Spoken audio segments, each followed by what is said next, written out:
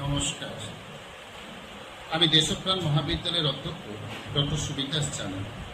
আমাদের কলেজ 2010 সালে প্রতিষ্ঠিত হয়েছে।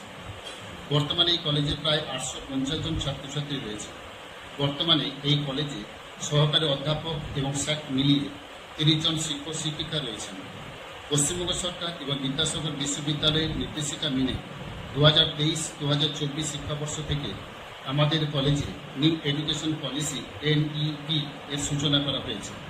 অনার্স কোর্স হিসাবে একজন আবেদনকারী বাংলা, ইংরেজি, ইতিহাস, এডুকেশন ও সংস্কৃতে আবেদন করতে পারবে। মাল্টিডিসিপ্লিনারি কোর্স হিসাবে বাংলা, ইংরেজি অথবা এডুকেশন, ইতিহাস, সংস্কৃত অথবা ফিজিক্যাল এডুকেশন, রাষ্ট্রবিজ্ঞান, দর্শন ও ভূগোল নেওয়া যাবে। একজন ছাত্র যদি যোগ্য হয় এবং তার সঠিক নথিপত্র থাকে তাহলে সে বিভিন্ন সরকারি সুযোগ সুবিধা যেমন স্কলারশিপ বা স্টুডেন্টস ক্রেডিট কার্ডের সুযোগ পাবেই।